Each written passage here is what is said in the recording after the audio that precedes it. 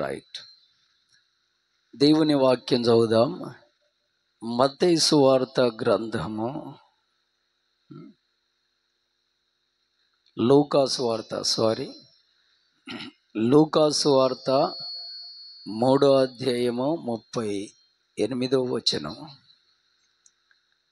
3వ అధ్యాయము 38వ వచనం.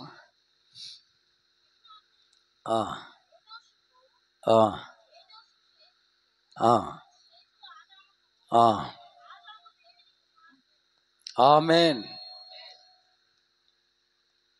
ఇట్టి వాక్యముతో దేవుడు మనతో మాట్లాడును గాక. ఆమేన్. ఆమేన్. ఆదాము ఎవరికి కుమారుడండి?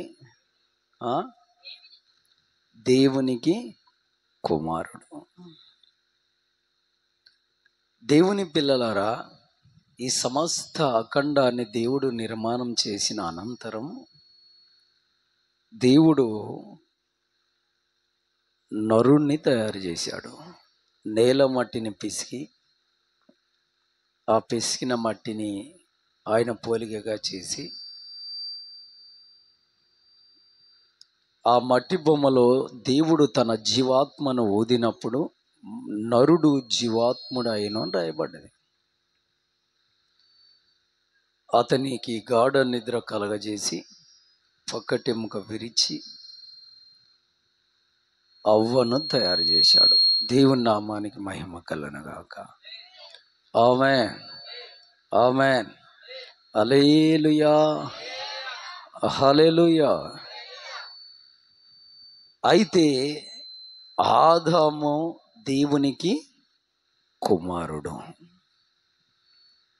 ఆదాములో నుండి అవ్వలో నుండి పుట్టుకొచ్చిన మనందరము కూడా దేవునికి కుమారులమే, కుమార్తెలమే.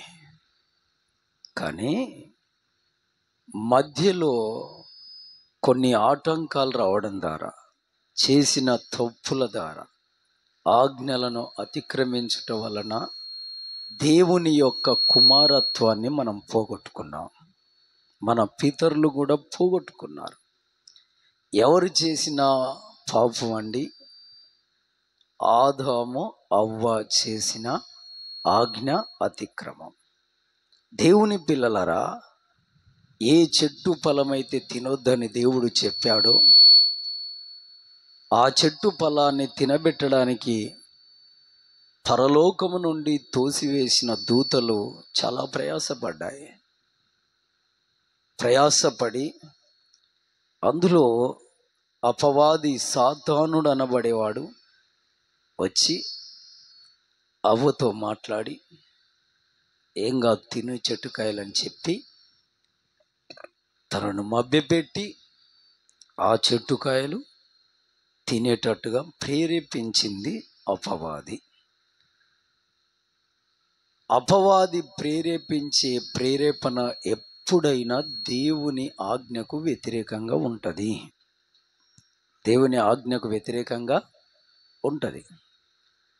సరే అని వాళ్ళు తిన్నారు, ఆజ్ఞను అతిక్రమించారు, పరిశుద్ధ జీవితాన్ని పోగొట్టుకున్నారు. వాళ్ళకు సిగ్గు బిడియం అంటే ఏంటో తెలిసాయి. దేవుని పిల్లలారా, దేవుని యొక్క స్వాధీనములో, దేవుని యొక్క పొలిమేరలో, ఆయన పరిశుద్ధ ఆ పట్టణం అంటే ఆ ఏరియాలో జీవించకుండా వాళ్ళు వెళ్ళగొట్టబడ్డారు, లోకంలోకి వెలివేయబడ్డారు. హల్లెలూయా. ఎవరు వెలివేశారండి? దేవుడే. ఆ తర్వాత వారికి పుట్టుకొచ్చిన పిల్లలందరూ పాపంతోనే పుట్టారండి.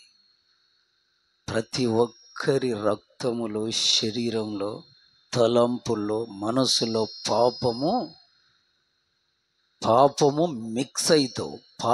మిక్స్ అయితూనే పుట్టుకొచ్చారు. ఆ పాపము వాయు వరుసలు లేకుండా వెళ్ళిపోయింది. ఆ పాపము దేవుని యొక్క ఆ నిత్య మహిమను, ఆ కృపను భూలోక సంబంధమైనటువంటి విగ్రహాలకు మార్పిడి చేయడం జరిగింది. సో దేవుని పిల్లరా, దేవునికి చెప్పవలసిన కృతజ్ఞత సృష్టికి చెబుతున్నారు.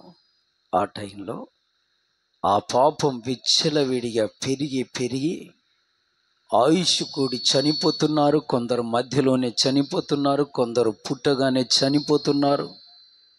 ఈ పాపాలు భయంకరంగా మనుషుని పీడిస్తూ ఆ శాపాలుగా మారి, దోషాలుగా మారి, ఇక మనిషి మీద పూర్తి స్వతంత్రము దెయ్యాలకే వచ్చింది. అందుకే చావబడిన జనులు చాలా మటుకు నిత్య పాతాళానికి వెళ్ళిపోతున్నారు, నరకాగ్నికి వెళ్ళిపోతున్నారు. అది చూసిన దేవదేవుడు, ఆ మహాదేవుడు మొదట ఇచ్చిన ఆ స్థానాన్ని కాపాడుకోలేని దౌర్భాగ్య స్థితి మానవ స్థితి కనుక దేవుడు ఆలోచించి మరలా ఆయనకు దయాహృదయుడు గనక కనికరించి ప్రజలపై ప్రేమ చూపి మరలా ఆయన ఒక ఆలోచన చేశాడు. ఏంటంటే, దేవదేవుడైన ఆ మహాదేవుడు తన కుమారత్వము పొందుకొని భూమి నడిబొడ్డున బ్రతకాలి, అంటే పుట్టాలి, బ్రతకాలి. ఆమేన్. ఎన్ని సంవత్సరాలు నాయన అంటే 33.5 సంవత్సరాలు. ఒక మాట అండి, దేవుని యొక్క అనంత ప్రణాళికలో ఒక చిన్న బిట్ ఏంటో తెలుసా? 33.5 సంవత్సరాలు దేవుడు భూమి మీద ఉండాలి. ఆమేన్, ఆమేన్, హల్లెలూయా. దేవుని పరిశుద్ధ నామానికి మహిమ కలుగునుగాక. అనంత ప్రణాళికలో ఒక బిట్టు 33.5 సంవత్సరాలు దేవుడు భూమి మీద ఉండాలి. అది ప్రపంచం నడిబొడ్డున. ఒకవేళ ఈ గ్రామమే, మనం బ్రతున్న ఈ పట్టణమే ప్రపంచ నడిబొడ్డు అయి ఉంటే ఇక్కడనే యేసయ్య పుట్టేవాడు. హల్లెలూయా, హల్లెలూయా. దేవుని పిల్లలారా, పుట్టి ఆయన తన పరిశుద్ధతను కనుపరిచి ఆ సశరీరుడిగా మనుష్య కుమారుడిగా భూమి మీద సంచరించి సిలువలో యజ్ఞమై తన అమూల్యమైన రక్తాన్ని కార్చి, ఆ కార్చిన రక్తము ద్వారా ప్రతి మానవాళికి పాప విమోచన కలగజేసి మరణాన్ని జయించి తిరిగి లేచిన మహాదేవుడు మన ప్రభువైన యేసుక్రీస్తుల వారు. ఆమేన్, ఆమేన్, హల్లెలూయా, హల్లెలూయా. ఎంత గనుడంటేనా, దేవుని స్తోత్రం. మహాగణుడిన, ఎవరు సమీపించలేని మహా తేజస్సును అమరుడైన దేవదూతలే ఆయనను చూడలేదంట. ఆమేన్, ఆమేన్, హల్లెలూయా, హల్లెలూయా. ఆయన మాట ఉరిమి ధ్వనివలే ఉంటుందంట. అప్పుడప్పుడు వర్షాలు వచ్చి ఢన్నుమని పెద్ద శబ్దంతో ఉరుము వస్తుందిగా, అది ఎవరి మాట? ఆమేన్, ఆమేన్, హల్లెలూయా. కాబట్టి దేవుని పిల్లలారా,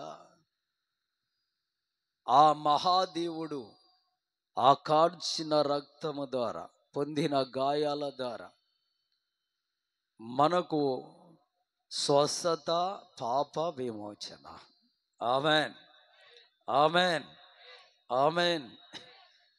ఇప్పుడు మరలా అవకాశం వచ్చింది. ఏంటి అవకాశం అంటే, కుమారత్వమును పొందుకునే అవకాశము. దేవునికి కుమారులముగా ఉండే అవకాశం మరలా వచ్చింది. ఆమేన్. పోగొట్టుకున్న భాగ్యం, పోగొట్టుకున్న గొప్ప ధన్యత, పోగొట్టుకున్న దీవెనలు, ఆశీర్వాదాలు తిరిగి క్రీస్తు మరణం ద్వారా మనకు సంప్రాప్తి చేయబడ్డాయి. Amen, amen. మరి ఎలా దేవునికి కుమారులుగా మనము కాగలము? ఎలా దేవునికి కుమారులుగా కాగలము అంటే, మొదటి యోహాను పత్రిక 1వ అధ్యాయము 9వ వచనం చదవండి. మొదటి యోహాను పత్రిక 1వ అధ్యాయము 9వ వచనం. మన పాపములను మనము ఒప్పుకొనిన ఎడల ఆయన నమ్మదగిన వాడును నీతిమంతుడును గనక ఆయన మన పాపములను క్షమించి సమస్త దుర్నీతి నుండి మనలను పవిత్రులనుగా చేయును. ఆమేన్.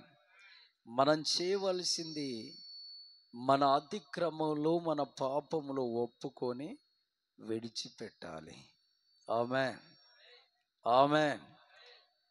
దేవుని ఎదుట, దేవుని సన్నిధిలో మన పాపములు, మన అతిక్రమములు ఒప్పుకొని విడిచిపెట్టాలి. దేవుని పరిశుద్ధ నామానికి మహిమ కలుగునుగాక. ఆమేన్. దీని తర్వాత మనం ఏం చేయాలంట? మార్కు సువార్త చివరి అధ్యాయము 15వ వచనం. మార్కు సువార్త చివరి అధ్యాయము 15వ వచనం.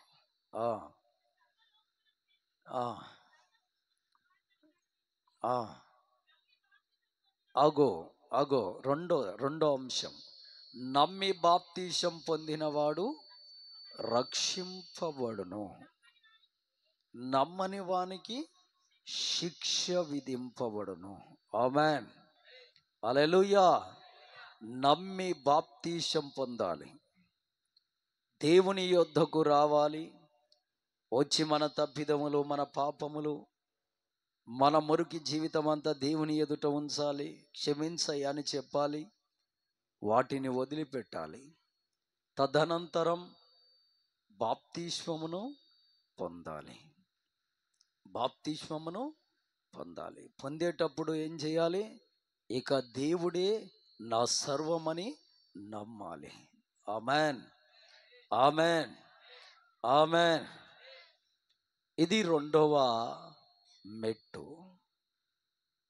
దేవుని పిల్లారా, దేవుని కుమారులముగా, కుమార్తెలముగా కావడానికి ఇవి మనకు చూపిస్తున్న బాటలు. మూడోదిగా మనం చూస్తే మత్తయి సువార్త గ్రంథము 5వ అధ్యాయము 9వ వచనము. మత్తయి సువార్త గ్రంథము 5:9. సమాధాన పరచువారు ధన్యులు, వారు దేవుని కుమారులు అనబడుదురు. దేవుని పరిశుద్ధ నామాని మహిమ కలుగునుగాక. ఆమేన్. ఎవరు దేవునికి కుమారులంట? విన్నారుగా వాక్యం ఇది. ఎవరు దేవునికి కుమారులంట? సమాధాన పరచువారు. మనం సమాధాన పరిచేవారమేనా? ఒకసారి ఆలోచించాలి. మనము సమాధాన పరిచేవారమా, అసమాధాన పరిచేవారమా? ఒకసారి ఆలోచించాలి. ఉదాహరణకు ఈ చెల్లెలు, ఈ అవ్వ ఇద్దరు కొన్ని మాటలు పోనిచ్చుకొని కొద్ది వీరి మధ్యలో కలహం అనే శత్రువు నిలబడ్డాడు. ఇప్పుడు వీళ్ళిద్దరిని సమాధాన పరచాలనా, ఇంకా వారి మధ్యలో చేరి ఆ కలహాన్ని విపరీతం చేయాలనా? ఒకసారి ఆలోచించాలి. హల్లెలూయా, హల్లెలూయా. ఆ కలహాన్ని విపరీతపరచాలనా లేకుంటే సమాధాన పరచాలనా? సమాధాన పరచాలి. ఒకవేళ వీరిద్దరిని సమాధాన పరచగలిగినటువంటి ఆత్మ, అటి కృప, అటి ధన్యత, అటి ఓపిక, ఓర్పు నీలో ఉంటే నువ్వు దేవునికి కుమారుడిగా, కుమార్తెగా ముద్ర వేయబడతావు.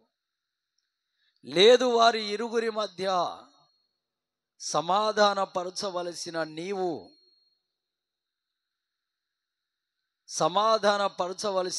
సమాధానాన్ని పక్కన పెట్టి అసమాధానాన్ని ఇంకా విపరీతపరుస్తూ, ఇంకా వారిలో లేని తలంపులు, లేని ఆలోచనలు, లేని ఉగ్రతలు, లేని కోపాలు కలగజేసి ఆ గొడవను కాస్త పెద్దదిగా చేసావా, అప్పుడు నువ్వు ఎవరి కుమారుడవు, ఎవరి కుమార్తె అవుతావు?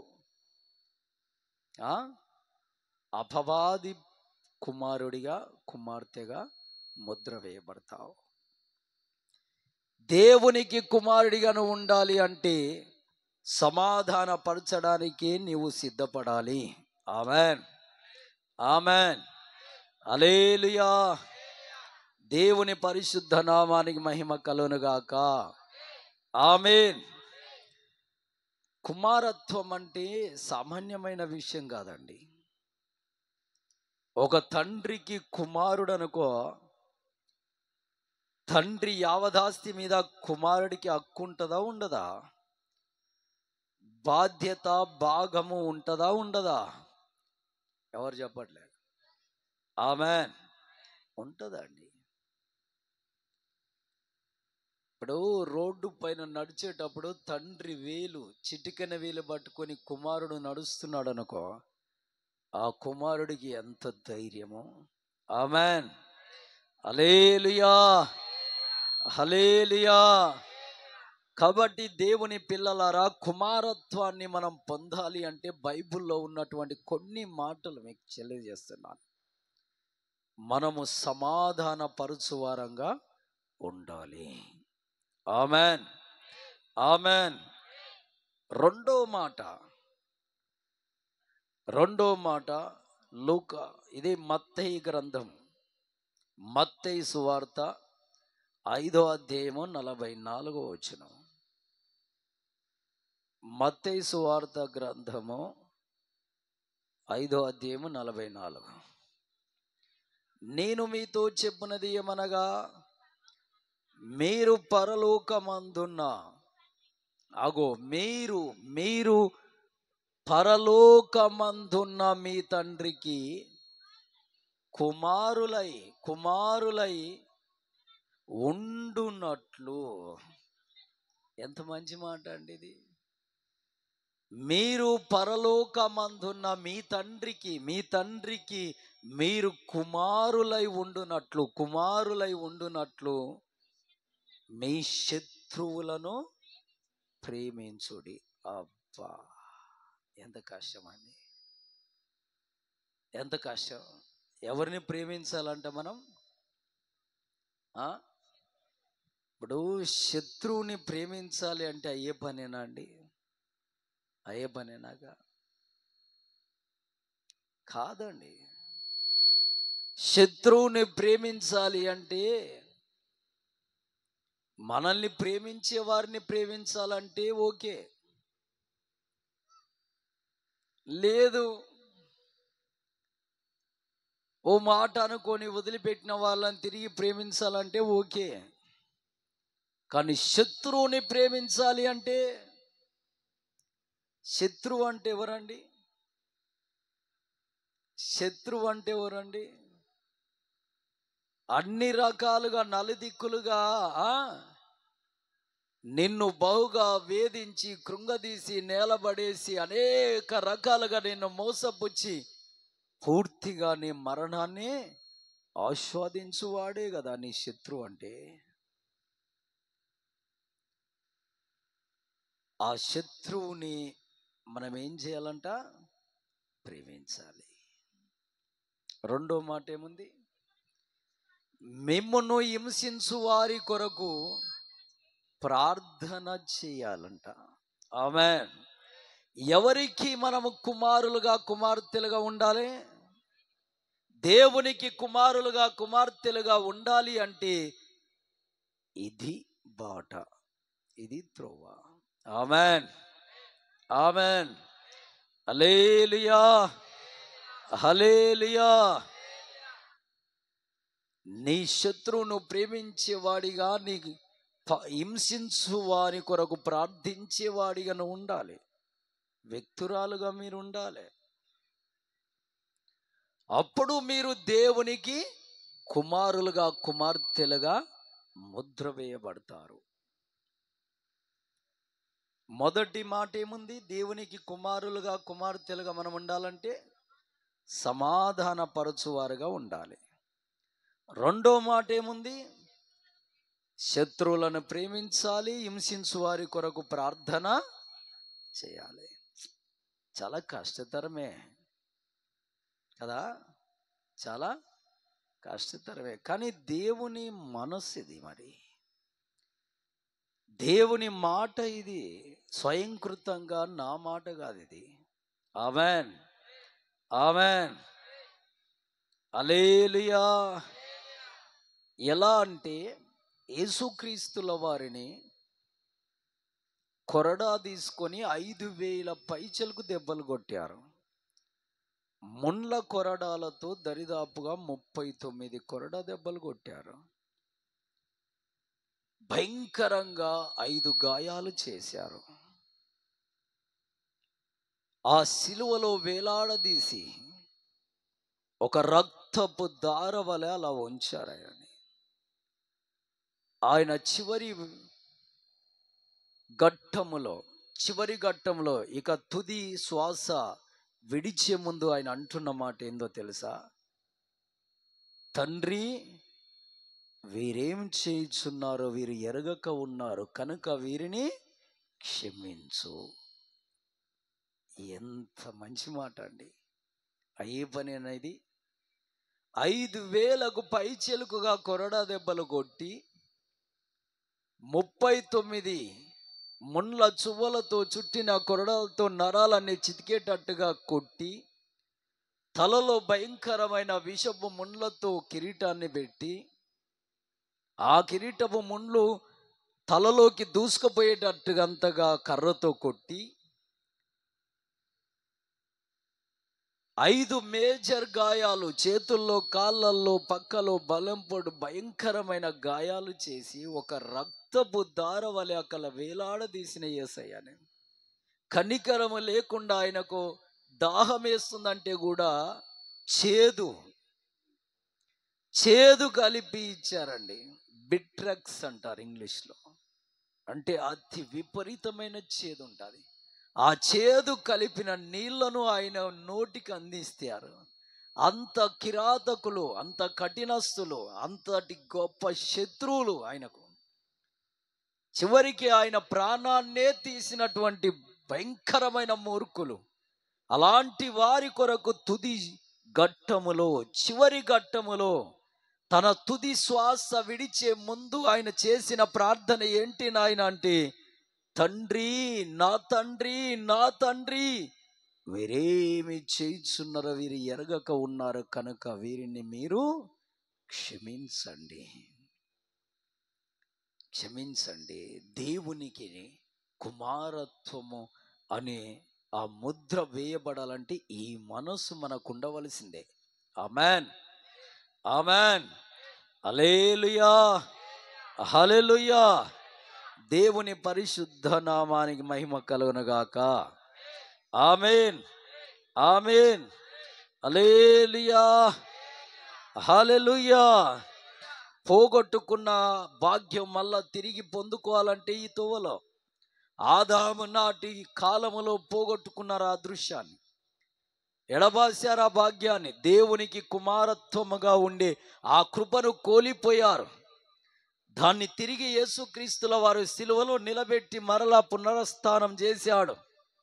దాన్ని తిరిగి పొందాలి అంటే ఈ మెట్లు ఎక్కాలి మనము. ఆమెన్. ఈ తోవలో నడవాలి మనము. ఆమెన్, హల్లెలూయా, హల్లెలూయా. దేవుని పిల్లలారా, చదవండి లూకా సువార్త 6వ అధ్యాయము 36వ వచనం. లూకా సువార్త 6వ అధ్యాయము 36వ వచనం. ఆ ఆ ఆ ఆ 35వ వచనం చదవరా. ఆ ఆ ఉమ్, ఆ ఇక్కడ ఏమేం చేయాలంట? ఓరి నాయన, ప్రేమించడమే కాకుండా మేలు కూడా చేయాలంట. అలా మేలు చేయడం కాకుండా అప్పు కూడా ఇవ్వాలంట ఒకవేళ డబ్బులు ఉంటే. ఆమె ఒకవేళ నీ ఇంటిలో డబ్బు ఉందనుకో, నీ శత్రువు నీ ఇంటికి అప్పడుగా నీకు వచ్చాడనుకో, నీకు ఏదైనా అక్కరుంటే నాకు అక్కరు ఉందయ్యా అని కరెక్ట్గా అది ఖర్చు పెట్టుకుంటే ఏం కాదు. కానీ ఇంటిలో డబ్బు ఉంచుకొని కూడా నీ శత్రువు నీ ఇంటి ముందుకు వచ్చి లేదా నిన్ను అడిగినప్పుడు, అబ్బో వీడికి ఇయ్యొద్దు, ఒకనాటి కాలాన వీడు నాకు శత్రువు కదా, ఈనాటి కాలాన కూడా అదే కొనసాగుతుంది కదా అని ఆ డబ్బు ఇంకెవరికైనా వడ్డీకి ఇస్తాను కానీ వీడికి మాత్రం ఇవ్వను అనే పరిస్థితి మనకు ఉండొద్దు. ఒకవేళ అలాంటి పరిస్థితి ఉంటే అదృశ్యాన్ని కోల్పోయే పరిస్థితులు. ఇంకా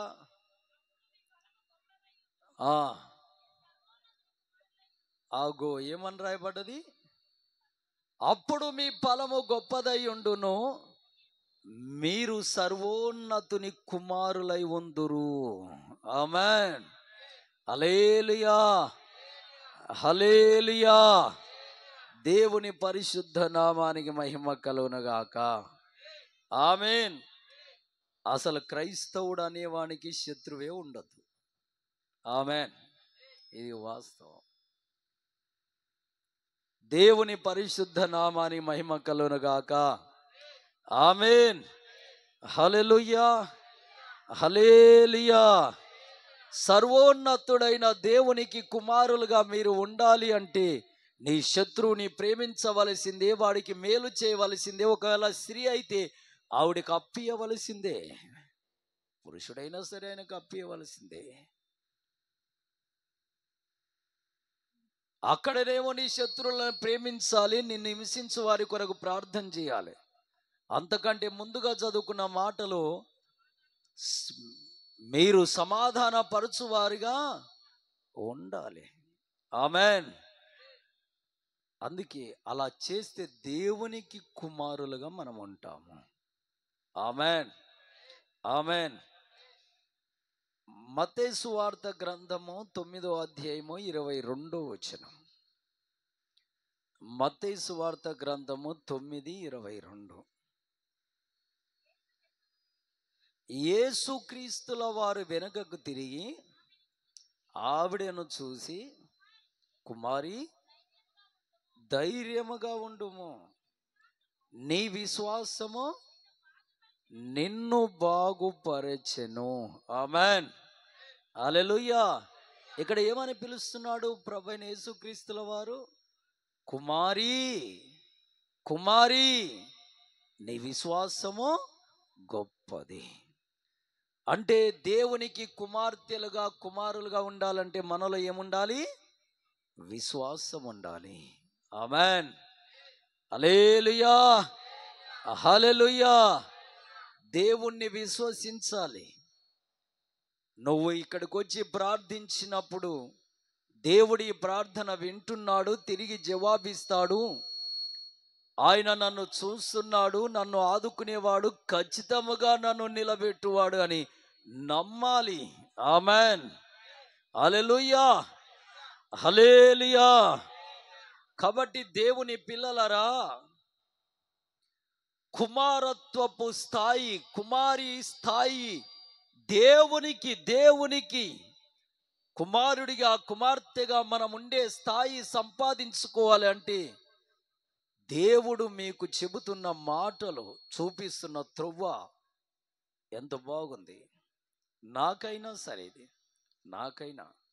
ఆమేన్, హల్లెలూయా. కొద్దిగా కఠినముగా ఉన్నా దాన్ని మనం నడుచుకుంటే నువ్వు దేవునికి కుమారుడిగా కుమార్తెగా ముద్ర వేయబడి అభిషేకించబడి ఆశీర్వదించబడతావు. Amen, amen. నీలో విశ్వాసం ఉండాలి. దేవునికి కుమార్తెగా కుమారుడిగా నీవు నిలబడాలంటే. Amen, amen. అలాగే చదువుదాము. 1 యోహాను పత్రిక 3వ అధ్యాయము 3వ వచనం. 1 యోహాను పత్రిక 3వ అధ్యాయము 3వ వచనం. ఆయన యందు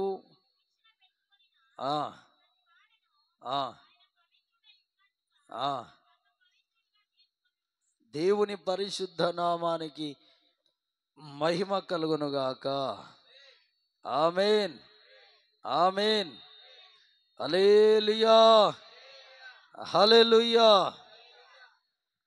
దేవుని పిల్లలారా, దేవునికి పిల్లలముగా మనం ఉండాలి అంటే, పిల్లలుగా ఎలా ఉండాలంట? మనము కింద ఏం రాయబడ్డది?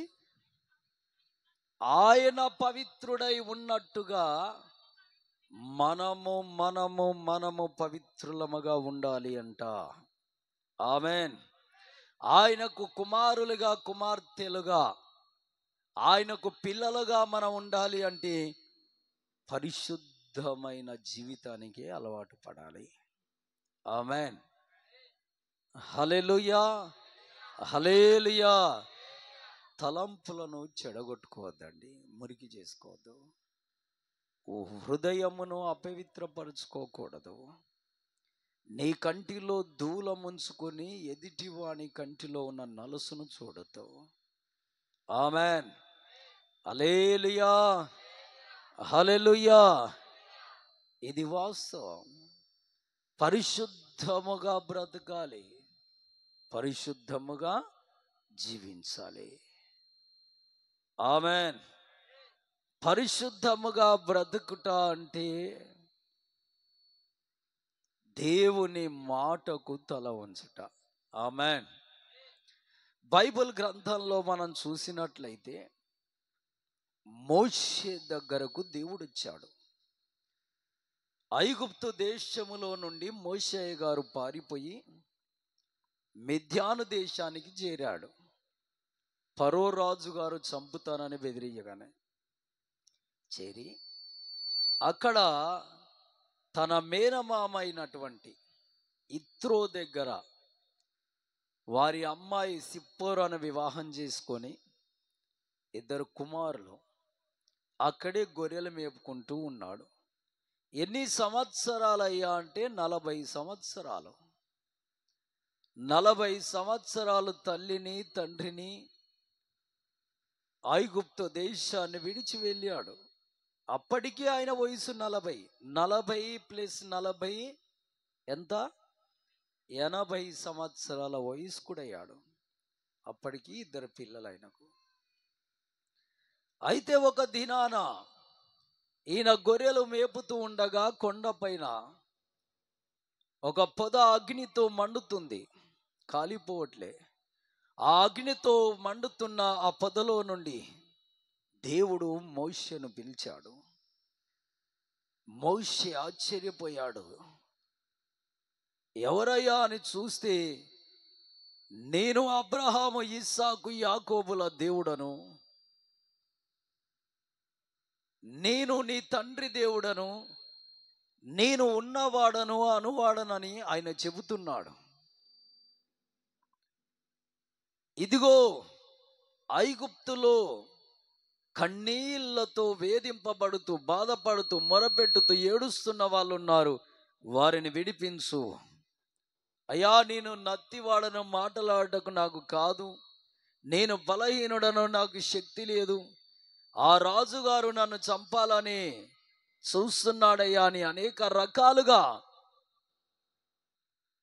దేవునికి ప్రత్యుత్తరం ఇస్తూ వచ్చాడు మోషే గారు. అప్పుడు దేవుడు అన్నాడు, ఇదిగో నీ చేతిలో ఏంటి నాయన అంటే, ఇది కర్ర అయ్యా అంటే, తీసి కిందయ్య అంటే వేస్తే అది పామైంది. దాని తోక పట్టుకో అంటే పట్టుకున్నాడు. అది కర్ర. నీ ఛాతీలో చెయ్యి పెట్టుకో అంటే చెయ్యి పెట్టుకుంటే కుష్టి వ్యాధి వచ్చింది. మరలా తీసి మరలా పెట్టుకో అంటే తీసి పెట్టుకుంటే కుష్టి రోగం పోయింది.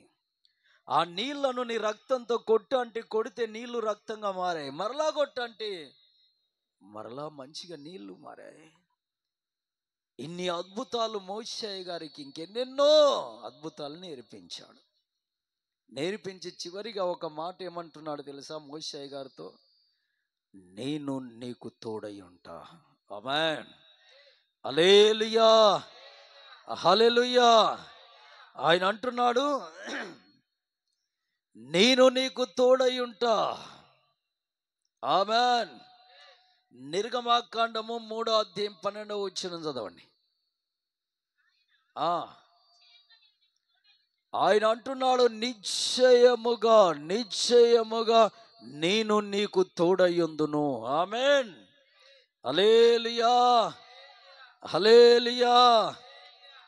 దేవుని పిల్లలారా, నేను నీకు తోడై ఉంటాను.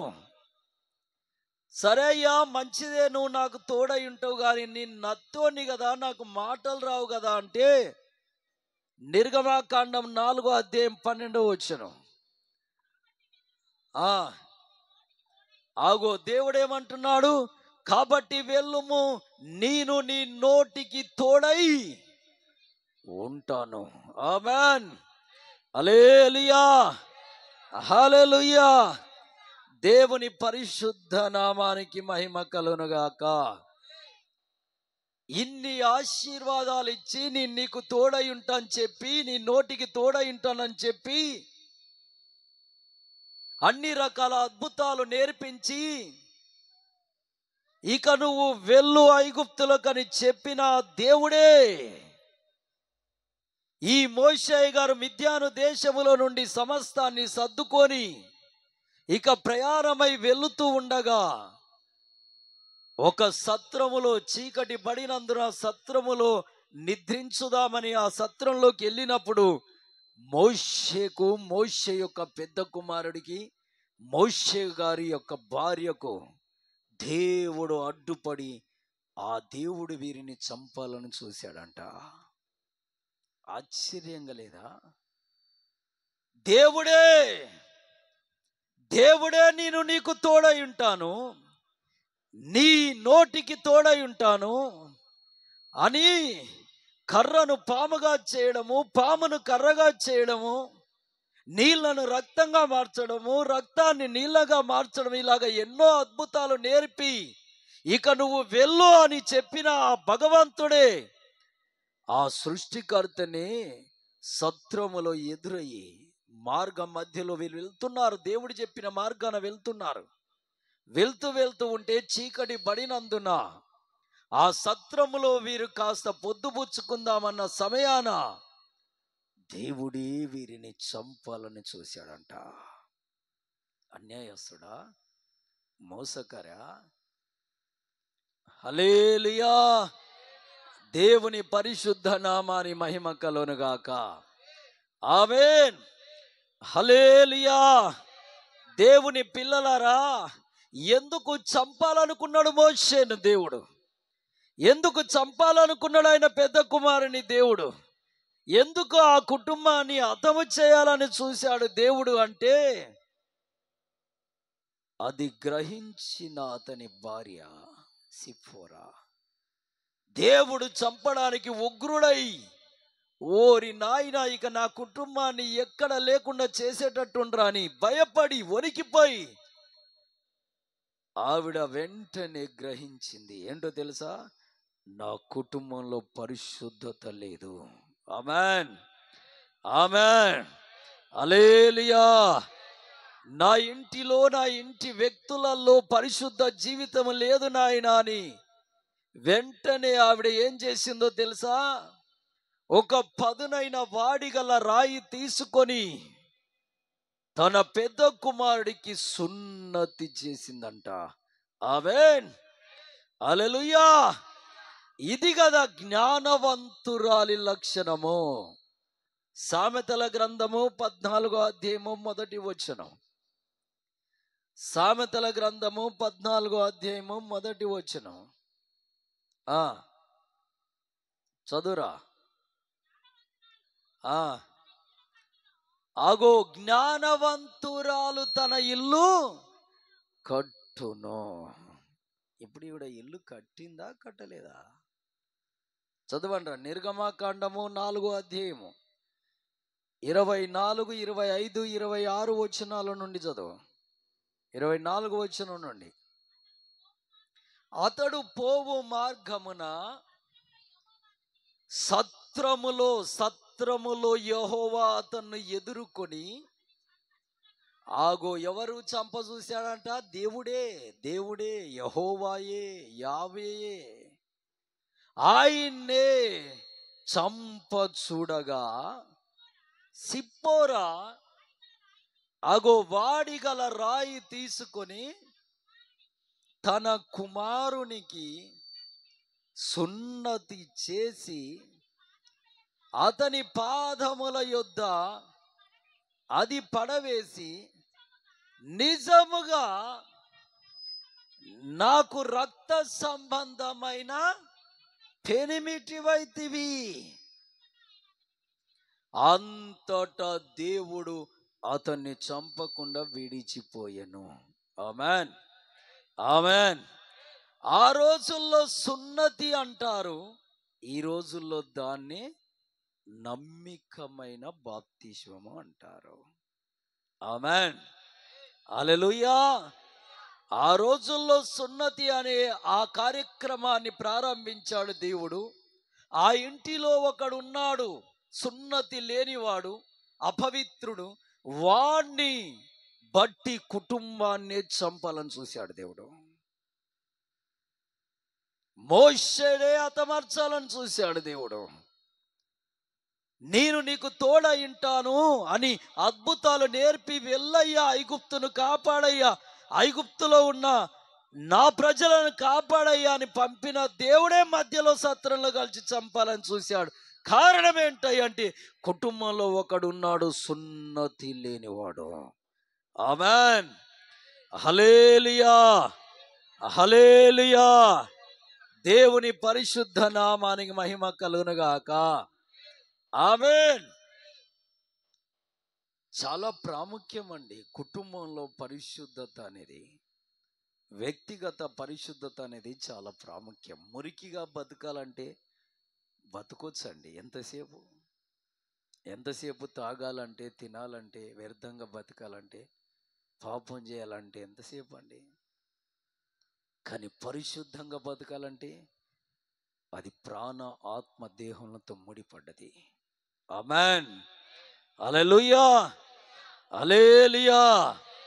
అందుకే దేవుడు చంపుటకు ఎదురుగా నిలబడితే ఆ తల్లి సిప్పోరా చూసి, ఇంత ఉగ్రుడై వస్తున్నాడు, నా భర్తను చంపేటట్టుండు, ఓరి నాయన నా కుమారుని చంపేటట్టుండ్రు నాయన అని భయపడిపోయి, వణికిపోయి, జనికిపోయి, ఏంది నా ఇంట్లో ఉన్న అపరిశుద్ధత, అపవిత్రత అని చూసుకుంటే ఒకనికి సున్నతి లేదు.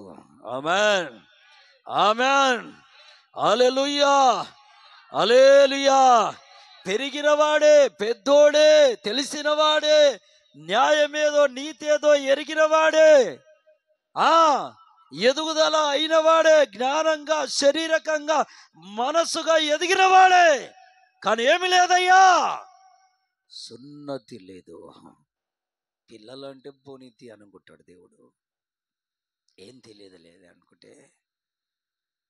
కానీ అన్ని రకాల ఎదిగినవాడే గనక సున్నతి లేదని ఆలోచన చేసి ఆ తల్లి వెంటనే వాడిగల పదునైన ఒక రాయి తీసుకొని తన పెద్ద కుమారుడికి సున్నతి చేసిందంట. ఆ సున్నతి చేసి తీసి ఆయన పాదాల దగ్గర పడేస్తే అప్పుడు చంపాలనుకున్న దేవుడు తిరిగి వెనకకు వెళ్ళిపోయాడంట. ఆమేన్, హల్లెలూయా, హల్లెలూయా. That's a very important in our family. You do think anytime when you are think, నీ కుటుంబంలో పరిశుద్ధత ఉందని ఎప్పుడైనా ఆలోచిస్తున్నావా? ఆమేన్, హల్లెలూయా, హల్లెలూయా. దేవుని పరిశుద్ధ నామానికి మహిమ కలుగునుగాక. ఆమేన్, ఆమేన్, హల్లెలూయా, హల్లెలూయా. దేవుని పిల్లలారా, తిరిగి ఆయన వెనుకకు వెళ్ళిపోయాడండి. కుటుంబం కట్టిన స్త్రీ అయింది. ఓకే, పనులలో బిజీ కాకండి. కాస్త దేవుని పరిశుద్ధత గురించి కూడా ఆలోచించండి. కుటుంబం గురించి కూడా ఆలోచించండి. ఎందుకంటే కుటుంబ వ్యవస్థకు స్థాపకుడు, కర్త యేసుప్రభుల వారే. కుటుంబాన్ని కట్టేవాడు కూడా యేసుక్రీస్తుల వారే. ఆమెన్, ఆమెన్, ఆమెన్, హల్లెలూయా, హల్లెలూయా.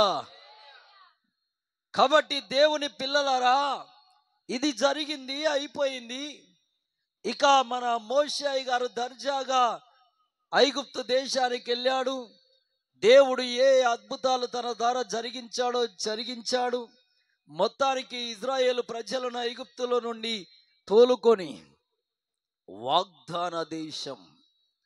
వాగ్దాన దేశానికి ప్రయాణమయ్యారు. వాగ్దాన దేశానికి ప్రయాణమవుతున్నారు. వాస్తవికంగా చెప్పాలి అంటే వాగ్దాన దేశానికి షార్ట్ కట్ దారి ఉంటుంది. షార్ట్ కట్ దారి ప్రకారం వెళ్తే కనీసం ఒక 10 రోజులలో వెళ్తారండి. ఎన్ని రోజులు వెళ్తారు? 10 రోజుల్లో. ఒక భక్తుడు అన్నాడు 3 రోజులలో వెళ్తారంట. ఇంకొక ఆయన అన్నారు 6 రోజులలోనే వెళ్తారంట. సరే, ఎన్ని రోజుల మొత్తానికి 10 రోజులు వేసుకుందాం. ఒక 10 రోజులలో ఆ వాగ్దాన దేశానికి చేరవలసిన వారిని దేవుడు ఎలా తిప్పాడండి? 40 సంవత్సరాల ప్రయాణం వేశాడు వాళ్ళకు. ఎన్ని సంవత్సరాల ప్రయాణము? 5-6 రోజులలో గమ్యానికి చేరవలసిన వారు 40 సంవత్సరాలు ఎక్కడా, 5-6 రోజులు ఎక్కడా? దేవుని పిల్లలారా, ఒకసారి ఆలోచించాలి. ఎందుకంటే వాగ్దాన దేశానికి చేరాలంటే, వాగ్దాన దేశంలో బ్రతకాలంటే, వాగ్దాన దేశములో నిలబడాలంటే, వాగ్దాన దేశములో అడుగు మోపాలంటే పరిశుద్ధత ఉండాలి. ఆమేన్, ఆమేన్. పరిశుద్ధమైన పవిత్రమైన బ్రతుకు ఉండాలి కదా. అప్పుడే ఐగుప్తు దేశములో అనేక ఆచారాలు పాటించి విగ్రహారాధన చేసి అన్ని రకాల పాపాలను వారిలో నింపుకొని ఒడిగట్టుకొని ఉన్నవారు, అలాంటి వారు ఏకదమ్మున ఒకేసారి వారి అపవిత్రతను అంతటిని విడవాలంటే అయ్యే పనా?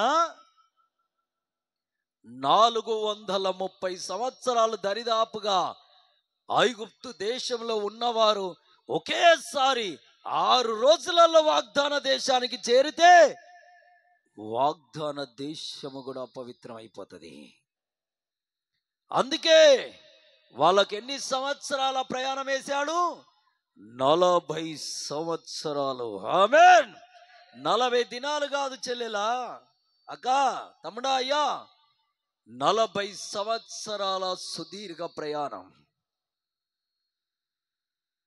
6 రోజులలో చేరవలసిన ప్రయాణము 40 సంవత్సరాలు. తిరగాలి, తిరిగి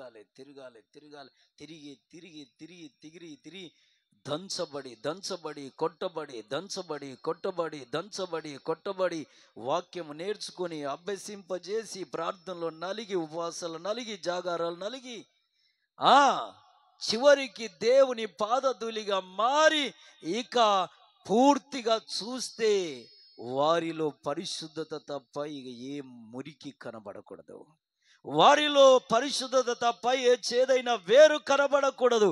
అప్పుడు వాగ్దాన స్థలానికి చేరాలి. ఆ టైము ఎంత? దేవుడు నిర్ణయించినది 40 సంవత్సరాలు, 40 years. 40 సంవత్సరాలండి. 40 సంవత్సరాల సుదీర్ఘ ప్రయాణం. 40 సంవత్సరాల సుదీర్ఘ ప్రయాణం ఎందుకయ్యా అంటే, ఒక ఆయన అంటాడు దేవుని ఆధిక్యతను చూయించుకోవాలి కదా, దేవుని బలాన్ని చూయించుకోవాలి కదా, దేవుని అద్భుతాలను చూయించాలి కదా. కాదు, ఆయన మహాగణుడు, అద్భుతాలు చేయవాడు, ఆల్రెడీ అందరికి తెలుసది. కానీ వీరికి పరిశుద్ధమైన జీవితం లేదు. అన్ని ఆచారాలలో మునిగిన వారు, అక్రమాల్లో తేలియాడిన వారు, మురికి జీవితంలో తేలియాడిన వారు, అనేక రకాల పాపాలకు బానిసలై గుండెలో గూడు కట్టుకపోయి ఉన్నాయి. ఆ పాపాలన్నీ, వాటన్నిటిని తొలగించడానికి 40 సంవత్సరాలైనా కనీసం టైం తీసుకోవాలి అనుకున్నాడు దేవుడు. ఆమెన్, ఆమెన్, హల్లెలూయా, హల్లెలూయా. దేవుని పరిశుద్ధ నామానికి మహిమ కలుగును గాక. ఆమెన్. ఈ 40 సంవత్సరాలు తిరుగుతూ తిరుగుతూ తిరుగుతూ వెళ్తున్న ఈ సుదీర్ఘ ప్రయాణములో ఎర్ర సముద్రం పాయలు కావడం, మధురంగా మారడం, ఆకాశం నుండి మన్నా కురవడం, బండలో నుండి నీళ్లు రావడం, మహాద్భుతాలండి. గొప్ప గొప్ప అద్భుతాలు. మేఘస్తంభం వారికి కాపలుగా ఉండడం, అగ్ని స్తంభం వారికి కాపలుగా ఉండడం, దేవుని దూత వారికి ముందుగా నడవడం. హల్లెలూయా, హల్లెలూయా. దేవుని పిల్లలారా, మహాద్భుతాలు చూశారు, ఆశ్చర్య కార్యాలు చూశారు, సర్వోన్నతుని సన్నిధిని అనుభవించారు. ఆమేన్, హల్లెలూయా. మామూలు అద్భుతాలా, మామూలు కార్యాలా? అన్ని అద్భుతాలు చూసినా, అన్ని కార్యాలు చూసినా వారి మనస్సులు మారలే, పరిశుద్ధ జీవితానికి లోబడలే. అయినా దేవుడు ఓడ్చుకొని ముందుకు నడిపిస్తూ వెళ్తున్నాడు. ఆ వెళ్తున్న ఆ ప్రయాణములు ఒక దినాన మోషే గారితో దేవుడు అన్నాడు, నువ్వు రా కొండపైకి అన్నాడు. ఆ కొండపైకి వెళ్తే 40 రోజులు రాత్రి పగలు దేవుని దగ్గరే ఉన్నాడు. 40 రోజులు ఉపవాసం, నీళ్లు లేవు, నిద్ర లేదు, జాగారమే. అలాంటి టైంలో దేవుడు ఒక 2 పలకలను చెక్కి ఇచ్చాడు. ఆజ్ఞల పలకలను చెక్కి ఇస్తే, ఆ ఆజ్ఞల పలకలను చెక్కి మోషే గారి చేతికి ఇచ్చాడు. ఎన్ని దినాలు టైం పట్టింది ఆజ్ఞల పలకలను చెక్కడానికి? దేవుడు ఆజ్ఞల పలకలను తన అగ్ని చేత చెక్కడానికి ఎన్ని డేస్ అండి? 40 రోజులు. 40 రోజులు మోషే గారిని అక్కడ పట్టి తన చేతి హస్తము కింద దాచి చెక్కుతున్నాడు తన వేలి ద్వారా ధర్మశాస్త్రాన్ని, ఆజ్ఞలను. 40 రోజులు చెక్కి 2 పలకలు తీసి మోషే గారి చేతికిచ్చి, వెళ్ళు, ఈ ఆజ్ఞలు ఇజ్రాయేలు ప్రజలకు బోధించు అన్నాడు. అప్పుడు మోషే గారు మధ్యలో కొంత నడిచింది. ఆ నడిచిన తర్వాత దేవుడికి కొద్దిగా బాధ కలిగింది. ఎందుకంటే ఈ కింద ఇజ్రాయేల్ ప్రజలు ఏం చేశారంటే, వాళ్ళు మోషే గారు 40 రోజుల నుండి కనబడట్లేదురా అని వాళ్ళ చెవులకు, ముక్కులకు, కాళ్ళకు, చేతులకు ఉన్న వెండి బంగారాలు అన్ని తీసి ఒక దగ్గరేసి ముద్దగొట్టి కరగబోసి ఒక విగ్రహాన్ని, దూడ విగ్రహాన్ని చేసుకొని, ఈ దూడరే మనకు దేవుడు అని పూజించడం ప్రారంభించారు. దానిని చూసిన దేవుడైన యెహోవా మోషే గారితో అన్నాడు, ఇదిగో వాళ్ళు ఇంకా విగ్రహారాధన వారి హృదయాల్లో నుండి తొలగించుకోలేకపోయారు. హల్లెలూయా, హల్లెలూయా. ఇంకా పరిశుద్ధమైన జీవితానికి లోబడటలేదు మోషే. నువ్వు పక్కకు జరుగు, ఒక్క క్షణములో వాళ్ళందరినీ చంపి తిరిగి నీ ద్వారా, నీ సంతతి ద్వారా మరలా నేను ఈ లోకాన్ని నిండిస్తాను అన్నాడు దేవుడు. అప్పుడు మోషే అన్నాడు, అడ్డుపడి, నాయనా అంత పని చెయ్యి, మాకు వాళ్ళకి ఏదో తెలియదయ్యా. అయినా నువ్వు చంపితే ఐగుప్తులు ఏమనుకుంటారు, వాళ్ళ దేవుడైన యెహోవా తీసుకెళ్లి చంపాడని ఒక అపనింద ఎందుకు నాయనా, నేను సరి చేసుకుంటా వారిని. ఆమేన్. ఎన్ని బాధలు కానీ, ఎన్ని కష్టాలు కానీ, ఎన్ని ఇబ్బందులు కానీ, ఎన్ని ఉపవాసాలు కానీ, ఎన్ని జాగారాలు కానీ, వారిని నేను నిమ్మలపరుచుకుంటయ్యా, నీ వాక్యం బోధించి వారిని సరి చేసుకుంటయ్యా అన్నాడు మోషే. అని దేవుణ్ణి వెనుకకు మళ్ళించి ఇక తాను తిరిగి ఆ కొండ దిగి కిందికి వస్తే ఆ దూడను పెట్టుకొని విగ్రహముగా పూజిస్తూ ఆటలాడుతూ, ఇక మ్యూజిక్లు పెట్టుకొని నాట్యాలు ఆడుతూ, బలులు అర్పిస్తూ, రక్తం చిందింపజేస్తూ ఆ ఉంటున్నటువంటి ఆ స్థితిని చూసి మోషే గారు తట్టుకోలేక, ఏయ్ ఏంట్రా, ఏం పనిరా మీరు చేసేదానికి గద్దించినా బాగుండేది, లేదంటే మీరు విగ్రహారాధన చేయాలనే మనసుంటే నా దగ్గర నుండి వెళ్ళిపోండి అని అన్నా బాగుండేది. అలా అన్నాక ఏం చేశాడో తెలుసా? తన చేతిలో ఉన్న పలకలు తీసి విసరగొట్టాడంట. 40 రోజులు కష్టపడి శ్రమపడి దేవుడు తన వేలుతో చెక్కి 40 రోజులు ఉపవాసం ఉంటే, జాగారం చేస్తే దక్కిన ఆజ్ఞల పలుకలు ఏమయ్యాయి? పగిలిపోయాయి. పగిలిపోయాయి. కారణం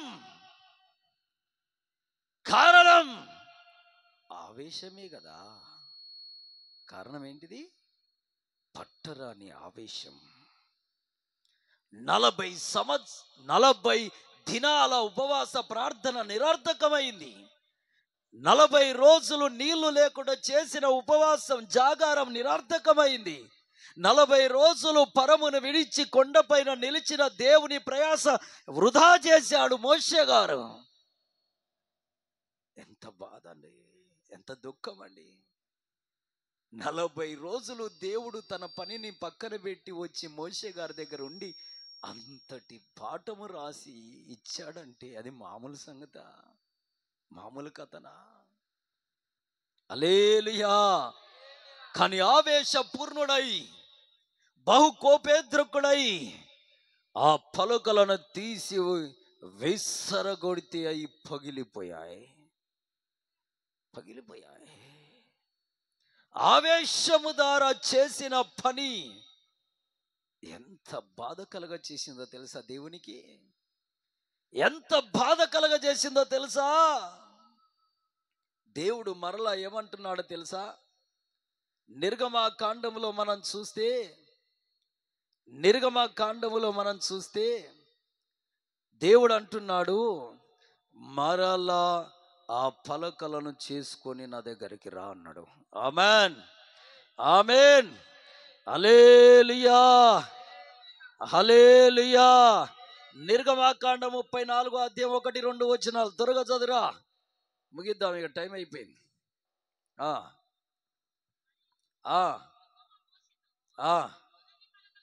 ఆగో, మరియు యెహోవా మోషే గారితో అంటున్న మాట ఏందో తెలుసా? మొదటి పలకల్లాంటి పలకలను యథావిధిగా చేసుకొని మరల నా దగ్గరికి రా. ఆమేన్. అప్పుడేమో మొదట దేవుడే తయారు చేసి ఇచ్చాడు, ఇప్పుడేమంటున్నాడు? అలాంటి పలకలను చేసుకొని రేపు తెల్లవారగానే నా దగ్గర ఉండాలి. ఒక రాత్రి టైం ఇచ్చాడు దేవుడు. సేమ్ యథావిధిగా అదే పలకలు చేసుకుని వెళ్తే దేవుడు ఏం చేస్తాడంట? తన వేలితో మరలా అవన్నీ రాసి ఇస్తాడంట. మళ్ళీ ఎంత టైం పడుతుంది దేవునికి రాసి ఇవ్వడానికి? మళ్ళా 40 రోజులు. హల్లెలూయా, హల్లెలూయా. 40 దినాల కష్టం నీది వృధా అయితేనే ఎంతో బాధపడతావు చెల్లెలా, అన్నా, తమ్ముడా, ఎంతో బాధపడతావు. కానీ దేవుడు సృష్టికర్త, సర్వాన్ని నడిపేవాడు 40 రోజులు ప్రయాసపడి అందించిన ప్రయాస నిరర్థకం చేశాడే ఒక మానవుడు, ఎంత బాధపడాలి దేవుడు. హల్లెలూయా, హల్లెలూయా. దేవుని పరిశుద్ధ నామాని మహిమ కలుగును గాక. సేమ్ యాజ్ ఇట్ అదే పలకలు చేసుకొని తిరిగి రానాయన అంటే అదే పోలిక చొప్పున అదే ఆకారంలో అవే పలకలు చెయ్యాలంటే ఎంత కష్టతరమో చూసుకో, ఎంత బాధనో చూడు. ఆమేన్, హల్లెలూయా. సంఘములో నుండి ఒక ఆత్మ తప్పిపోతే తిరిగి అలాంటి ఆత్మను సిద్ధపరచాలంటే ఎంత ప్రయాస దైవజనుడికి. నీకు ఆ భారం ఉండదు, తెలిస్తే అర్థమవుతుంది. ఒక సేవకుడు తయారు కావాలంటే 40 సంవత్సరాలు కష్టపడాలి దరిదాపుగా. ఒక మంచి సేవకుని తయారు చేయాలి అంటే బోధించాలి, ఆయన కొరకు ప్రార్థన చేయాలి, ఉపవాసాలు ఉండాలి, జాగారాలు చేయాలి. కానీ 5 నిమిషాలలో కాటికి వెళ్ళిపోతారండి. నేను నిన్న వైజాగ్ ప్రయాణం వెళ్తే ఎంఏ పాల్ గారు చెప్తున్నమాట, బిషప్ ఎంఏ పాల్ గారు, ఆయన అల్లుడు గారిని సేవకుడిగా తయారు చేయాలంటే 40 సంవత్సరాల టైం. కానీ 5 నిమిషాల్లో కనబడకుండా వెళ్ళిపోయాడు. దేవుని పిల్లలారా, అర్థం చేసుకోవాలి ఒక ఆత్మ విలువ ఏంటో, ఒక ఆత్మ విలువ ఏంటో. ఒక దైవజనుడు తన సమస్తాన్ని పక్కన పెట్టి, తన గౌరవాన్ని, మర్యాదను, తనకున్నటువంటి విద్య పరిజ్ఞానాన్ని సమస్తాన్ని పక్కన విడిచి దేవుని కొరకు నిలబడి ఆత్మల సంపాదన కొరకు పరుగులు తీయటంటే ఒక ఆత్మలో ఉన్న విలువ ఎంత గొప్పదో ఆలోచించాలి. ఒక వ్యక్తుని భూలోక సంబంధిని దేవునికి పరిచయం చేసి పరలోక సంబంధిగా మార్చుటంటే అది ఎంత కష్టతరమో తెలుసా? ఆమేన్, హల్లెలూయా, హల్లెలూయా. నీ కుటుంబం కొరకు కష్టపడేదానికంటే ఎదుటి వ్యక్తి కుటుంబం కొరకు నువ్వు కష్టపడితే నీ కుటుంబం కొరకు దేవుడు కష్టపడతాడు. ఆమేన్. నీవు ఎదుటి వాని కుటుంబాన్ని కడితే నీ కుటుంబాన్ని ఎవరు కడతారు? దేవుడు కడతాడు. ఆమేన్, హల్లెలూయా. ఈ ఛాన్స్ ఇవ్వాలి దేవునికి. నీ కుటుంబాన్ని నువ్వే కట్టుకోవాలని పరుగులు తీస్తే దేవునికి ఛాన్స్ ఇవ్వను. దేవుని పిల్లారా, సేమ ఆస్టిజ్ పలకలను తీసుకెళ్ళి ఇక ఆ కొండ పైనకి వెళ్ళి ఉంటే దేవుడు రాసి ఇవ్వడానికి మరలా 40 రోజులు టైం. సరే పోన్లే మనోడే కదా అనుకొని వదిలేశాడు. ఆవేశం ద్వారా జరిగిన అనార్థము ఎంత గొప్పదో చూడండి, ఎంత బాధ కలగజేసేదో. అది అయిపోయిన అనంతరము ఒక దినాన ఇజ్రాయేలు ప్రజలు ప్రయాణమై నడుస్తూ వెళ్తున్న సందర్భంలో త్రాగడానికి నీళ్లు లేని టైంలో ఒక రాయి, ఒక బండరాయి, దేవుడు అన్నాడు ఆ రాయిని కర్రతో కొట్టయ్యా అంటే సరే అని వెళ్ళి ఆ బండను రాయితో కొట్టాడు, కర్రతో కొట్టాడు. దేవుడు అన్నాడు ఆ బండ మీద నేను నిలిచేదను, కర్రతో కొట్టు, ఆ బండ పగిలి నీళ్ళు వస్తాయి, అవి ఇజ్రాయేలు ప్రజల దాహం తీరుస్తుంది అంటే సరే అని కొట్టాడు. దేవుడు చెప్పినట్టే చేశాడు. ఆ తర్వాత కొన్ని రోజులు గతించిన తర్వాత ఇంకా ప్రయాణమై ముందుకు సాగిన తర్వాత అక్కడ కూడా నీళ్లు లేవు. అప్పుడు దేవుని దగ్గర ప్రార్థన చేశాడు, అయ్యా ఇక్కడ నీళ్ళు లేవు, ఈ లక్షల మందికి తాగడానికి నీళ్ళు ఎక్కడయ్యా అని దేవుణ్ణి అడిగితే దేవుడు అన్నాడు ఆ బండ మీద, మీకు ఎదురుగా కనబడుతున్న బండ మీద నేను నిలిచేదను, ఆ బండతో మాట్లాడు నీళ్ళు వస్తాయి అన్నాడు దేవుడు. ఎవరితో అన్నాడు ఈ మాట? మోషే గారితో. కానీ అప్పటికే మోషే గారు చాలా స్ట్రగుల్లో ఉన్నాడు.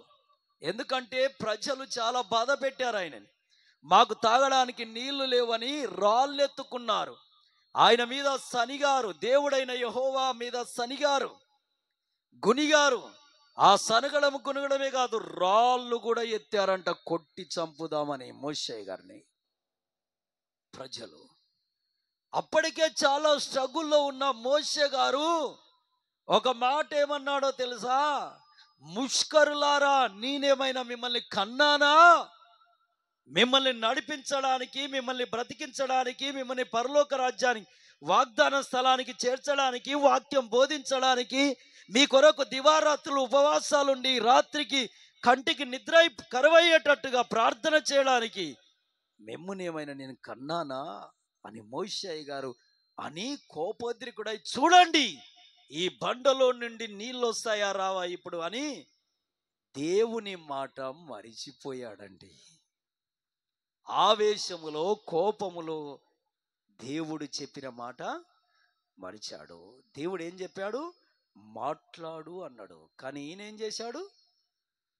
మరలా కర్ర తీసుకొని బండను కొట్టాడు, నీళ్ళు వచ్చాయి. దేవుడు ఆశీర్వాదం ఇచ్చాడు, కానీ దాన్ని గుర్తు పెట్టుకున్నాడు దేవుడు. ఆమేన్, హల్లెలూయా, హల్లెలూయా. దాన్ని గుర్తు పెట్టుకొని దేవుడు తెల్లవారగానే ఇజ్రాయేల్ ప్రజలు నీళ్లు దాగి దాహము దప్పిక తీర్చుకున్న తర్వాత దేవుడు మోషే గారితో అంటున్నాడు, నన్ను బాధ పెడితేవి కదా, నా ఆజ్ఞను తృణీకరిస్తేవి కదా, నేను చెప్పిన మాటకు తల వంచక నాకే ఎదురు తిరిగితివి కదా, నేను బండతో మాట్లాడమంటే కొడితివి కదా, కనుక నీకు వాగ్దాన దేశము లేదు. ఏమంటుండు దేవుడు? నీకు వాగ్దాన దేశము ఇక లేదు, నువ్వు వాగ్దాన పట్టణానికి ఇక నువ్వు చేరవు. దేవుని పిల్లరా, కుటుంబాన్ని విడిచి తల్లిదండ్రులను పక్కన పెట్టి సాగుదల చేస్తున్న గొర్రెలను పక్కన పెట్టి క్రీస్తు కొరకు నిందలు అనుభవించుటకు, శ్రమలు అనుభవించుటకు రాజరికాన్ని పక్కన పెట్టి శ్రమ అయినా, బాధ అయినా, దుఃఖమైనా, వస్త్రమున్నా లేకున్నా, నిద్రున్నా లేకున్నా, ఎన్ని కష్టాలైనా వారి కొరకు పడుతూ ముందుకు సాగుతూ 40 సంవత్సరాలు కష్టపడి సేవ చేసిన ఒక గొప్ప దైవజనుడికి ఏం లేదు, దేవుని రాజ్యము.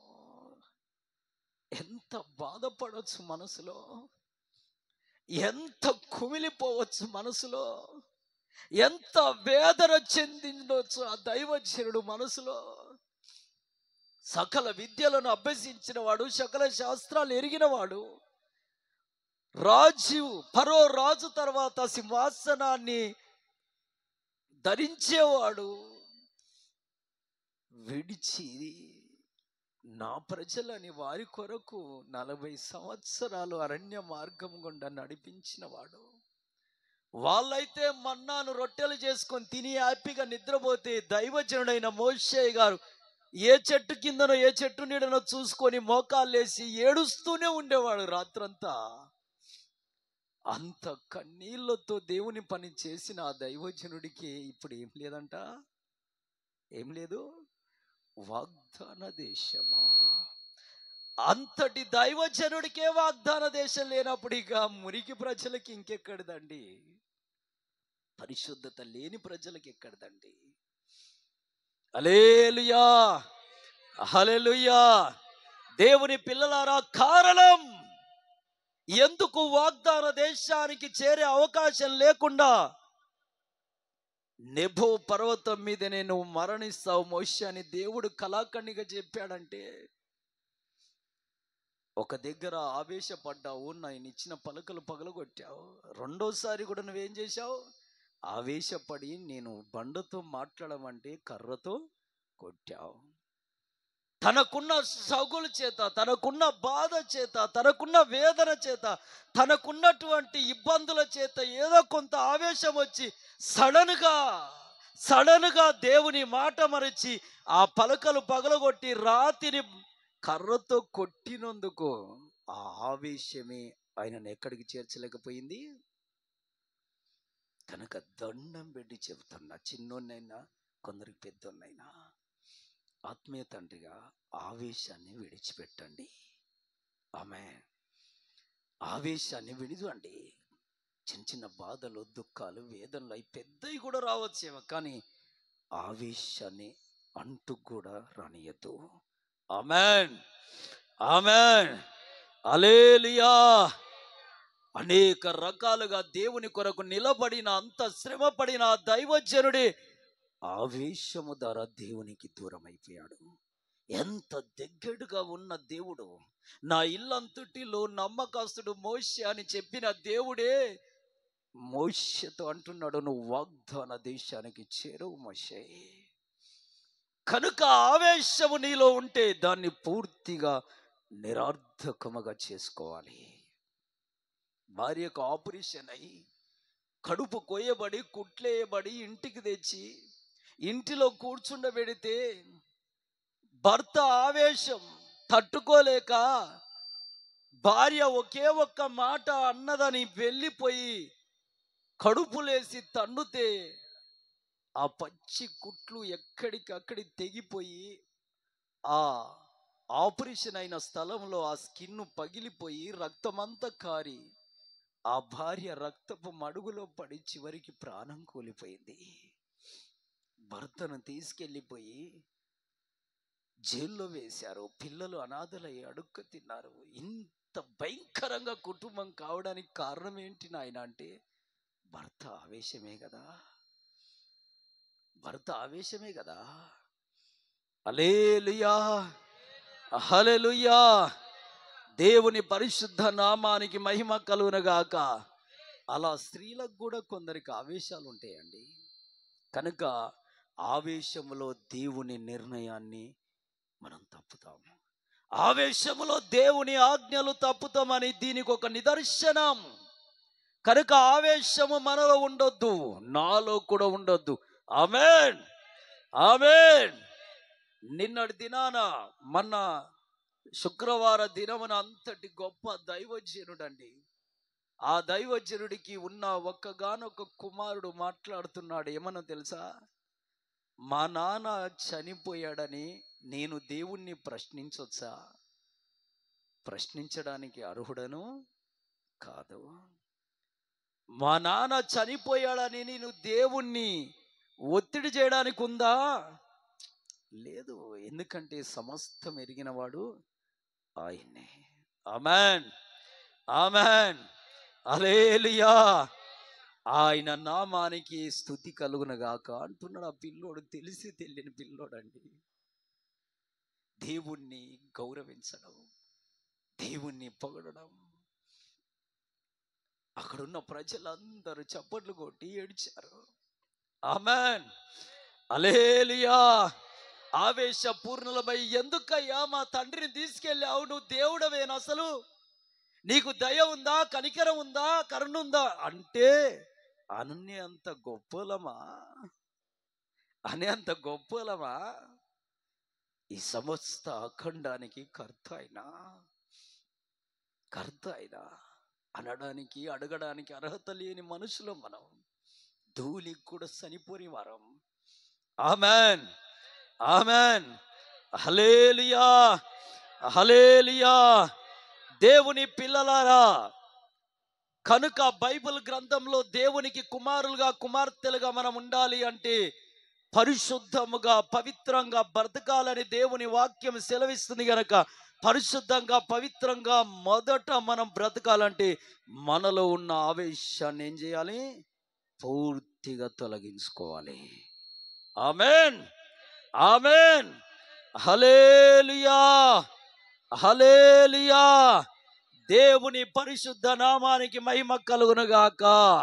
అందుకే మొదటి యోహాను పత్రికలో ఈ 3వ అధ్యాయం 3వ వచనంలో రాయబడ్డది, నీవు పరిశుద్ధముగా నీతిగా ధర్మముగా నిజాయితీగా జీవిస్తేనే, బ్రతుకుతూనే, వాటి ప్రకారము నువ్వు నడుచుకుంటేనే దేవునికి కుమారులముగా కుమార్తెలముగా మనం ఉంటాము. ఆమేన్, ఆమేన్, ఆమేన్. దేవునికి కుమారులుగా ఉండడం గొప్ప ధన్యత. ఎందుకంటే ఈ భూమి ఎవరిది? గాలి ఎవరిది? సముద్రాలు ఎవరివి? ఆకాశ మహాకాశాలు ఎవరివి? పరలోక రాజ్యం ఎవరిది? ఆయనవే కదా. వీటిలో ఉన్న సంపద అంతా ఎవరిది? చెప్పట్లే. జకరియా గ్రంథంలో దేవుడు ఏమంటాడు? బంగారము నాది, వెండి నాది, వీటిలో ఉన్న సమస్తము కూడా నాదే. ఆమేన్. ఈ భూమి అంతా నాది. ఆమేన్, ఆమేన్, హల్లెలూయా. దేవునికి కుమారులుగా కుమార్తెలుగా ఉండాలంటే మొదట ఏం చేయాలి? మనం సమాధాన పరచువారుగా ఉండాలి. రెండోది, దేవునికి కుమారుడిగా కుమార్తెగా ఉండాలంటే ఏం చేయాలి? శత్రువులను ప్రేమించాలి, నిన్ను హింసించిన వారి కొరకు ప్రార్థన చేయాలి. మూడోది, నువ్వు దేవునికి కుమారులుగా కుమార్తెలుగా ఉండాలంటే ఏం చేయాలి? నీ శత్రువును ప్రేమించాలి, వారికి మేలు చేయాలి, వారికి అప్పివ్వాలి. ఆమేన్. నీవు దేవునికి కుమారులుగా కుమార్తెలుగా ఉండాలంటే ఏం చేయాలి? నాలుగోదిగా దేవుని ఎడల విశ్వాసం ఉంచాలి. Amen, amen. చివరిగా ఐదోది ఏందో తెలుసా? దేవునికి నువ్వు కుమారుడిగా కుమార్తెగా మారాలి అంటే నీతిగా, పరిశుద్ధంగా, ధర్మయుక్తంగా బ్రతకాలి. Amen, amen. కుమారుని స్థాయి నీకు రావాలంటే, కుమార్తె స్థాయి నీకు రావాలంటే, యేసయ్య వేలు పట్టుకొని నువ్వు నడవాలంటే, యేసయ్యకు ఉన్నటువంటి అధికారం పైన నీకు అధికారం రావాలంటే, ఈ సకల అఖండం పైన నీకు అధికారం రావాలంటే కుమారత్వం అనే స్థితి నీకు రావాలి. ఆ స్థానం దక్కించుకోవాలి. దక్కించుకున్న వారి ద్వారా జరిగే అద్భుతాలు మామూలుగా ఉండవు, మామూలుగా ఉండవు. హల్లెలూయా. కొరింథీయుల రాసిన పత్రికలో అంటాడు, ఈ సృష్టి దేవుని కుమారుల కొరకు మిగులు తేరి చూస్తుందంట, ఈ సృష్టి చూస్తుందంట. ఆమేన్, హల్లెలూయా, హల్లెలూయా. సూర్యుడా ఆగు, చంద్రుడా ఆగంటే ఆగిపోతాయి. సముద్రము పాయలు కావాలంటే సముద్రాన్ని శాసిస్తారు. ఆమేన్, ఆమేన్. యోర్దాను గట్లు ఆగమంటే ఆగుతాయి. ఆమేన్, హల్లెలూయా. నీ ఇంట్లో ఉన్న కొంచెం నూనె ఊరాలంటే ఊరుతాయి, కొంచెం పిండి ఊరాలంటే ఊరుతుంది, మధురంగా మారాలంటే మారుతాయి. వెళుతున్న ప్రాణాన్ని తిరిగి పట్టుకోవాలంటే పట్టుకుంటావు. సాక్షాత్తుగా దేవుణ్ణి నీ ఇంటిలోకి దింపాలంటే దింపగలుగుతావు. కుమారత్వపు స్థాయి పొందితే ఈ ఆధిక్యతలు నీకుంటాయి, ఆధిక్యతలు ఉంటాయి. చెప్పబడిన తోవ గుర్తుందిగా, మోకాలేసి దాన్ని నీ మదిలోకి అవలంబించుకో.